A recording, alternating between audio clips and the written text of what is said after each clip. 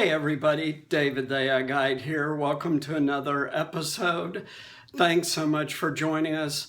Also, be sure to follow us on Facebook, Twitter, and now Instagram is getting regular updates. And particularly, we have started YouTube Shorts, which we're doing 3 times a week, a minute or less, on breaking news, and those are being pushed out to Facebook, Instagram, and Twitter also. So we have 5 pieces of content a week coming out starting last week, and we're going to work to continue to do that. We'll certainly have at least 3, but we're targeting 3 to 5 a week because there's so much news now. And also be sure to support us on Patreon, because your support will allow us to keep expanding and keep bringing you more and more content, more free resources, and more guidance on your career. Because again, the AI Guide is focused on the human impact of AI. So our focus is on what technologies are going to do to people's work lives, since that's where the primary impact will be. Clearly, there'll be out-of-work impacts as well. We know that from many of the things we've talked about. But it's really important about work, right? Because we have to support ourselves and our families. And a huge change is coming due to AI. So today we're going to do an electric vehicle update. And the reason that we're doing that is because I've said recently that we have made the curve on the exponential curve, and we are starting to head straight up. This means that by 2030, there are going to be profound, visible changes driven by AI. And we're talking about electric vehicles because eventually those will all be fully autonomous and run by AI, but they have to get on the road in mass quantities first. So Tesla obviously has been the leader in this area. They have developed numerous models, and Elon Musk has really made a great success of Tesla. However, he's about to have a tremendous amount of competition. So right now, with the 2 US manufacturers, we're talking Ford and GM. Chrysler used to be, but it's now Fiat Chrysler, so it's really a foreign company with a US division like Toyota, Honda, etc. So 2 US powerhouses, Ford and GM. So Ford, right now, in terms of electric vehicles, only 1.2% of their sales are electric vehicles. They only have 1 fully electric vehicle, the Mustang Mach-E. That's today. Ford next year will introduce the F-150. They've already had 70,000 people put down a deposit for the F-150 electric. That's stunning.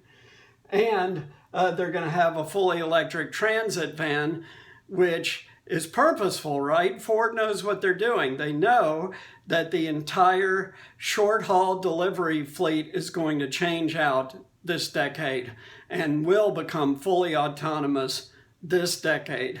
So they want to be a part of that with the fully electric transit van. And Ford is targeting to have 40% of their sales be all electric by 2030.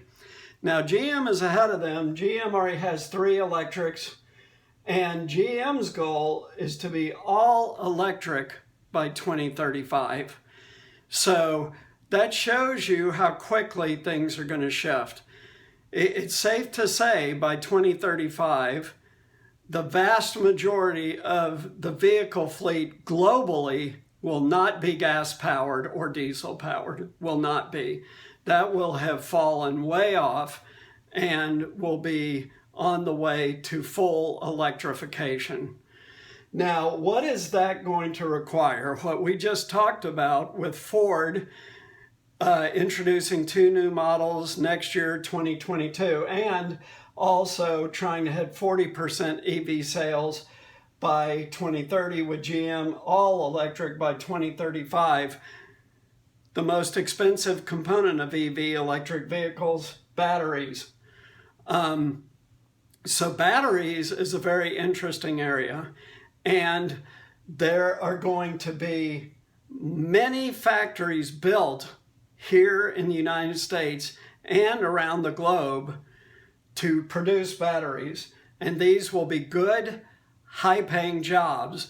And by the way, Ford and GM expect their percentage of the global sales market of cars to increase as they introduce electrics. So there will be more jobs at the primary automakers, again, very high-paying jobs, and battery plants. So to be specific about that, for just what we've talked about here to happen, 40% of Ford's fleet electric by 2030 and GM all electric by 2035, the number of batteries being produced in the United States alone will have to triple roughly from where it is now to support this massive expansion of fleets that are electric.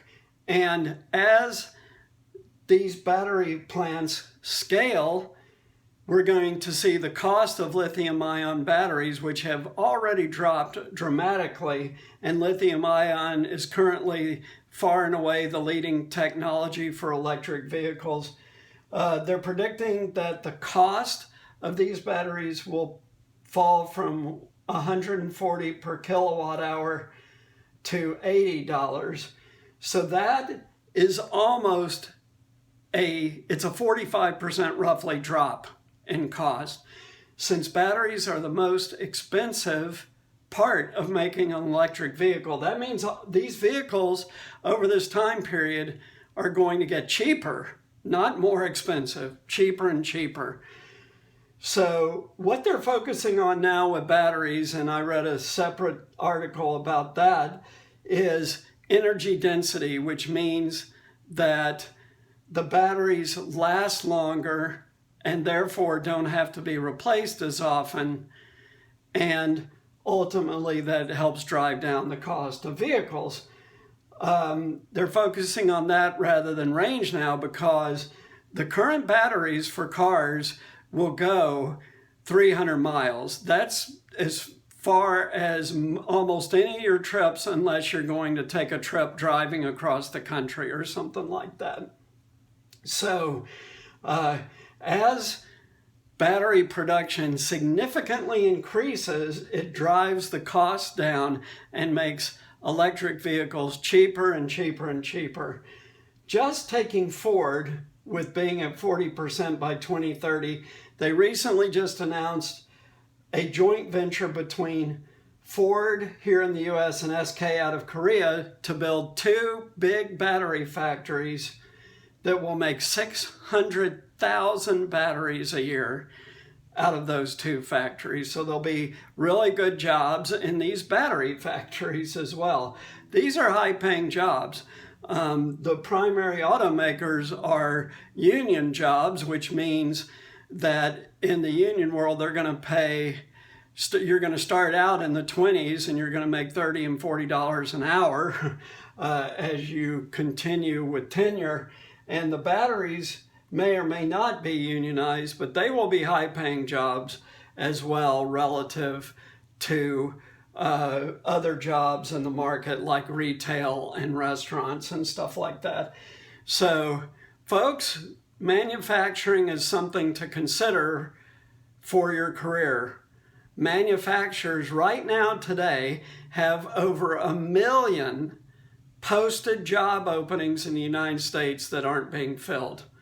And a lot of the younger folks that I'm talking to haven't really thought about manufacturing, or they've seen it negatively. Let me tell you something, there's very great satisfaction in building physical things because you can see the result of your work. It's harder to see the result of work that's service oriented, right? I mean, you can make your customers happy and you can see that you are serving them well and everything, but it's not like seeing thousands of cars roll off the assembly line that you helped build. That's a different experience. So something to consider. Click the link below for the free resource to learn more about AI from a technical and historic perspective than we can teach in our relatively short videos of 10 minutes or 1 minute for the shorts. Also, be sure to support us on Patreon and follow us on Facebook, Twitter, and Instagram. And thanks so much as always. Watch the interview with Professor Krentz from UCSB.